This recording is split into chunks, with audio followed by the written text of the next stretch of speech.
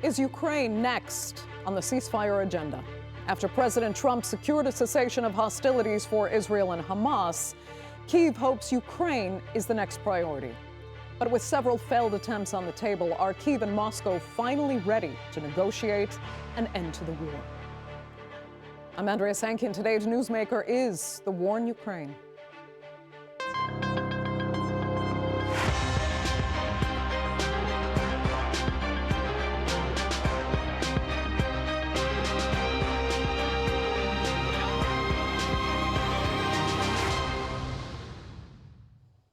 Well, some see it as the momentum that Ukraine can capitalize on, with many crediting President Trump for brokering a ceasefire in Gaza. Could the process now be repeated between Russia and Ukraine? President Volodymyr Zelenskyy will travel to Washington on Friday off the back of a potential offer to provide Kiev with Tomahawk missiles. It all stands in stark contrast to that infamous, some say humiliating, White House meeting 7 months ago, when Zelenskyy was told, "You don't have the cards." So is the tide now firmly turning in Ukraine's favor? Here's a look. As winter approaches, Ukraine braces for another wave of Russian strikes that cripple power and darken entire regions. But this time, what happens next may be decided not in Kiev or Moscow, but in Washington.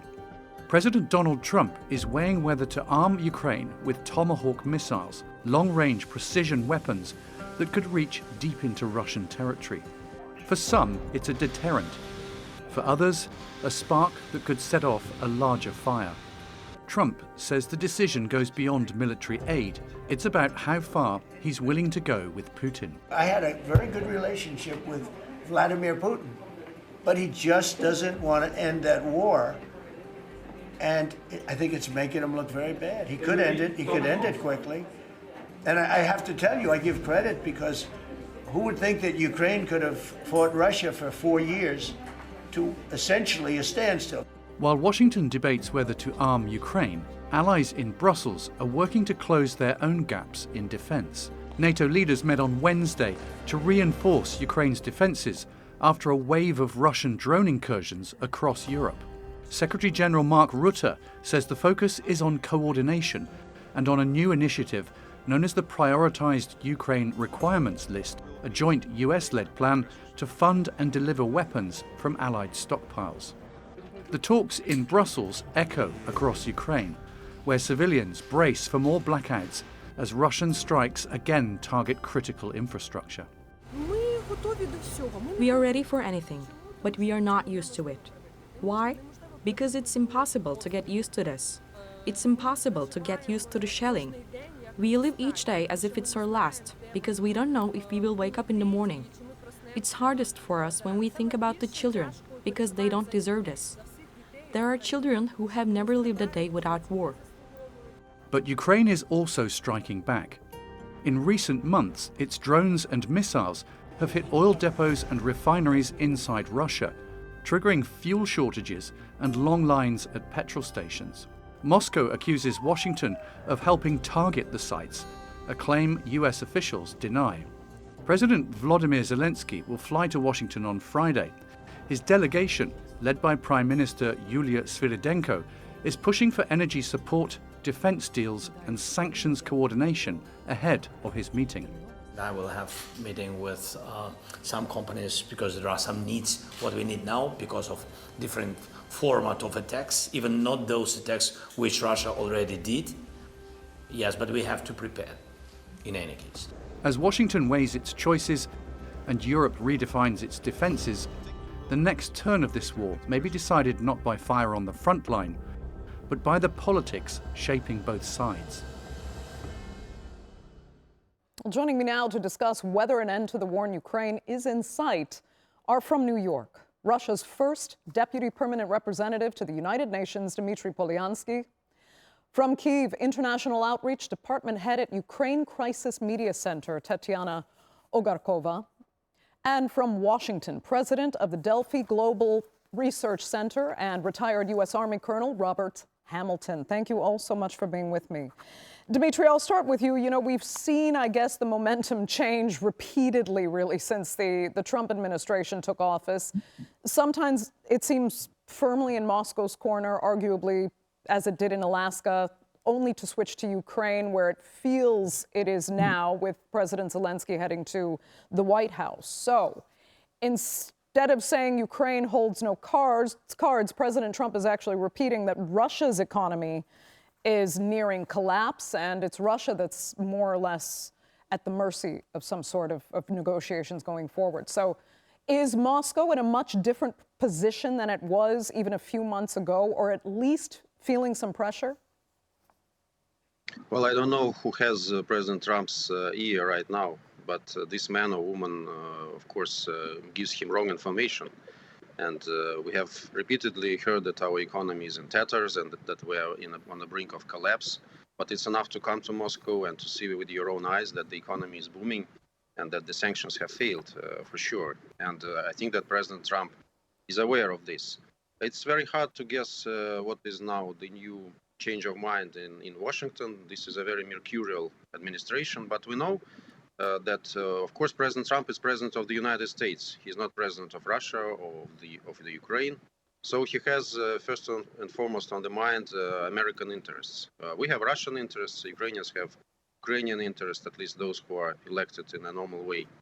So for us, nothing has changed. We have the spirit of Alaska still there. And there are contacts between us, as our presidential administration has revealed several days ago. So I think this is kind of a campaign to create an illusion. There are a lot of such campaigns to create the illusion that something is going wrong, that Russia is being under pressure, that President Trump has changed his mind. President Trump is defending U.S. interests. He believes that it's in the U.S. interests to sell some weapons to Ukraine through Europe, and he does it. He doesn't care about Russia, about Ukraine, about anybody else. He cares about U.S. interests. That's the harsh reality of our world. Okay. Yeah, I mean, Tatiana, years in, Ukraine is still standing. It's still fighting. So from your perspective, do you think the Trump administration maybe finally understands that it needs to come to Kiev's defense at whatever cost, and will it do that? Well, at that very moment, it's pretty difficult to say what's going on in Trump's administration. We do know that Ukrainian delegation is already there, and that President Zelenskyy will meet President Trump on this Friday, and they will talk precisely about these Tomahawks, about these long-range missiles, and probably there will be some agreement on this. But I would not say that Ukraine has a lot of hopes about these particular missiles. What is interesting now that Ukraine is producing its own long-range missiles, which are already used on the battlefield. If Tomahawk will be delivered to Ukraine, surely enough, it will help Ukraine, even if most of the experts are not sure if they could change radically what is going on the battlefield. But still we see the kind of change of the US approach in the recent weeks after August and September, and some more understanding is clearly here, and for Ukraine for sure this is a very positive sign. Okay, Colonel Hamilton, I'll come to you, and I actually would like to quote a fellow journalist who is in Ukraine. Sam Kiley said, President Trump just rubber-stamped a decision that Israeli Prime Minister Netanyahu was going to take anyway. And now President Zelenskyy is buying into, quote, the delusion so he can repeat the trick with Ukraine. Such an interesting perspective. Is there a form of delusion here, do you think? And does it even matter if the job gets done anyway? Yeah, clearly the war in Gaza and the war in Ukraine are different types of wars. And the Trump administration has taken a long time to get to this point where we're now 10 months into the Trump administration. I hope that the administration understands that the only way to get to a durable peace in Ukraine is to raise the cost for Russia of its aggression on Ukraine. And the way to do that is sustained Western support to Ukraine.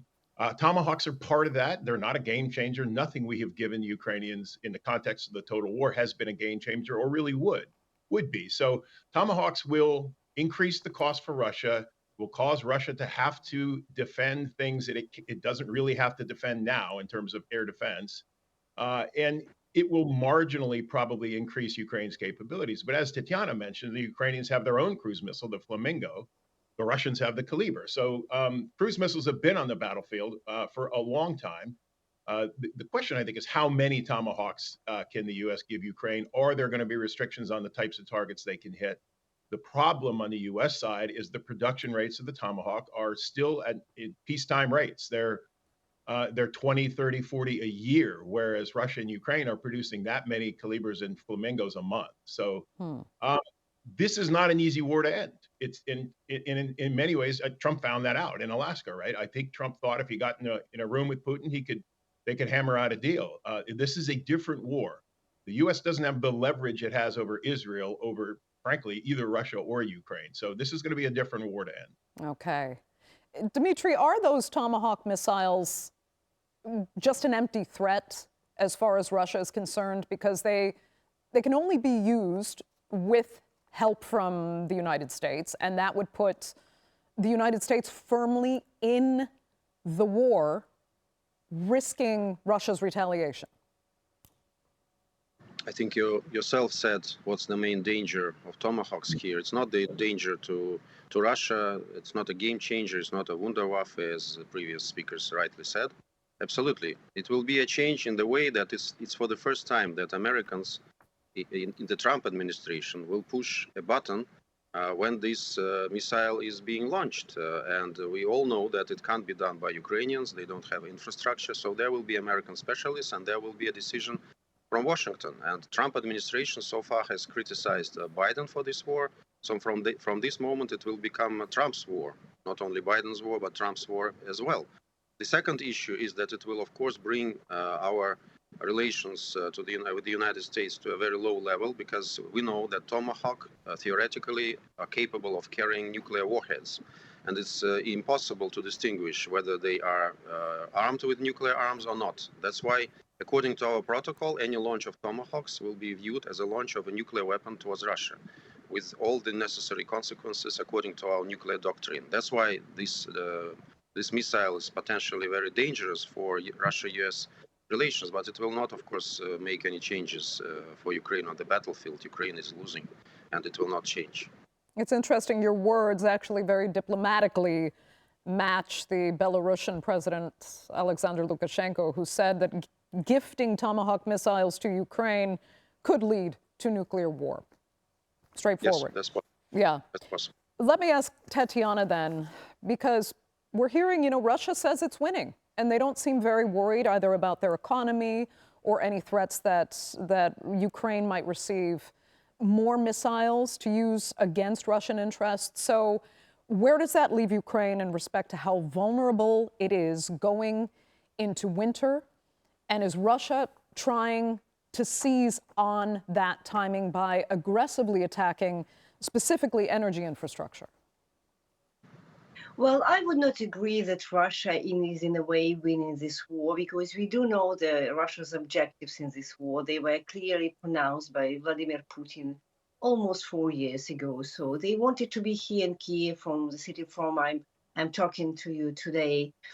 4 years ago, they're still on the battlefield somewhere close to Konstantinivka, and they are still unable to capture even the small city of Pokrovsk. And let's not forget that if you put aside this initial blitzkrieg, the first weeks of this full-scale invasion, Russia was able to capture only 1% of Ukrainian territory in more than 3 years. So about which victory of Russia winning can we talk in that moment? So it's difficult to understand. At the same time, we see Russia being isolated diplomatically, suffering a lot of economic problems, even if some bigger problems are ahead of Russia. So, but indeed, this war is between not only between two armies, but between two systems and between two societies, because Ukrainian deep strikes, they were capable to destroy up to 30% of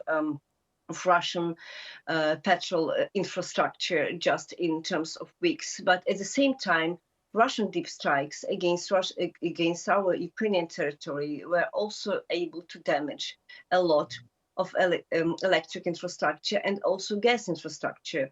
just recently in the previous weeks. So the winter is coming, as they say, and this winter will be extremely difficult for Ukrainian population, because what Russia does, they strike indiscriminately against civilian infrastructure with a very clear objective, is to deprive civilians from the heating, from electricity, from water supply.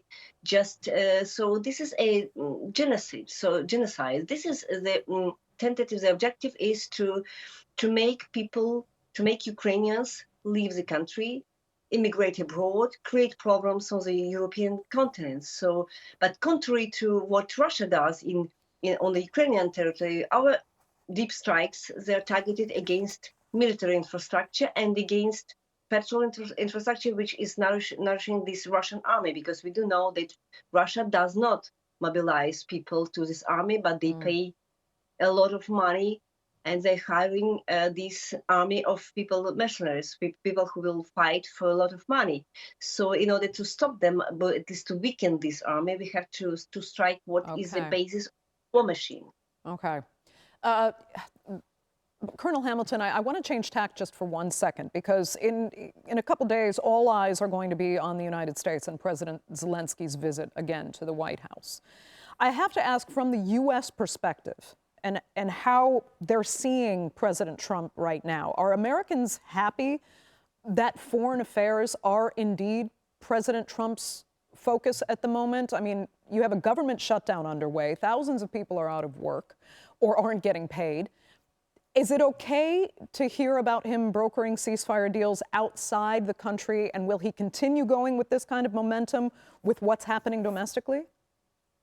I think you're right, Andrew, to point out that most Americans are focused on domestic politics over foreign affairs, and that's across generations, maybe even centuries. That's been a characteristic of the American political scene, that domestic things matter more to Americans.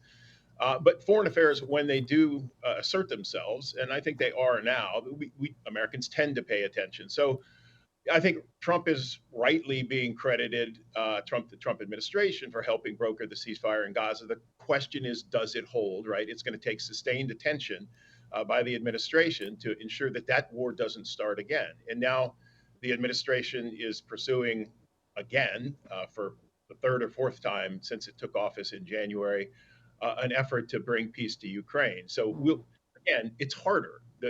Frankly, the Ukraine war is harder for the U.S.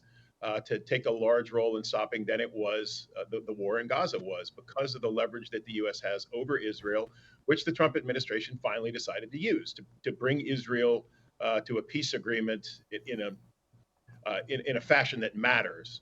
In terms of the war in Ukraine and in terms of who's winning, look, I think this narrative that Russia's winning, it's been fairly persistent. I think it's wrong. I agree with Tatiana. Look, if you look at how wars unfold on the ground, in the air, and at sea, Russia's not winning in any of those domains. The Russian Navy is essentially excluded from operating in the central and western Black Sea by Ukraine.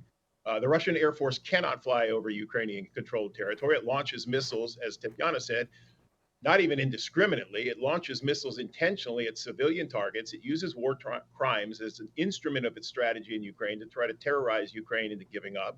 And on the ground, Russia's gains have been incremental and tactical at best. It's just, there was a study of the Pokrovsk campaign, which has been going on now for almost 2 years. They still haven't captured Pokrovsk. And the Russian army is losing 154 soldiers per square kilometer gained in that campaign, killed and wounded. By that calculus, there's no way that Russia on the ground can achieve its objectives of controlling all of Ukraine. Okay, maybe not controlling all of Ukraine, but Dmitry, you have said that Russia has been ready to negotiate from day one. I'm not sure that's necessarily true, because several times the official line was that, Ukraine, you had your chance, you kind of blew it, and now we're going to push on. So is it truly different now? Is Russia set on taking all of Ukraine, or is there a deal that Russia is ready to cut, and what is it? Our position is indeed consistent from day one, and you can check it on all our statements in the Security Council. And you know that in a month almost after we started our special military operation, there was a chance for peace in Istanbul. when Ukraine initialed some kind of a deal, which is a basis for all the future hopes to get peace, we were absolutely open that we are ready to achieve the aims of our special military operation by peaceful means or by military means. And among this aim, there is no destruction of Ukraine at all. There is no destruction of Ukrainian identity. And by the way, it's when you speak about Russian advances or not advances, it's worth saying that when we were signing this deal or negotiating this deal, Russia was on the outskirts of Kiev, and we withdrew our forces as a gesture of goodwill to show that we are ready to negotiate further. And then came Boris Johnson, who, as we now understand, has got some kind of a bribe from military-industrial complex to continue this war, to convince Zelensky to continue this war, and we started again. If you think that Russia is losing, if you think that things are very bad on the battleground for Russia, which is not the case, so okay, let us continue. We're ready to achieve it through military means. But okay, what is it? I really need you to redefine it as per what Russia will settle for today. Will you take this 20% that you've occupied, 20% more or less that you've occupied, if that is somehow ceded to Russia? Has never been about territory. It has always been about people. We need to address the root causes of this crisis. We said it repeatedly, and this is our position right now. And among the root causes, apart from the enlargement of NATO and the prospect of Ukraine joining NATO, is of course the treatment of Russian-speaking population, is the glorification of Nazism, all these things. It's not about territory, but it's also about how this remaining part of Ukraine will look like. Will it still be anti-Russia, which was transformed with the help of the West, and will it be a country that is not threatening its neighbors, which is friendly towards Russia?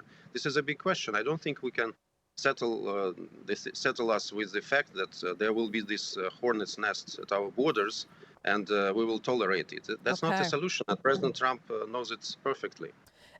Tatiana, on that, because if the root causes, according to Russia, is the treatment of Russian speakers, Russian citizens in Ukraine, there is that question. I mean, just yesterday, the mayor of Odessa was actually fired because it's alleged that he has dual nationality. So they took his Ukrainian nationality away. Is that exactly what Russia is talking about? And that now there's, in Odessa, by the way, there's a military administration that's been established.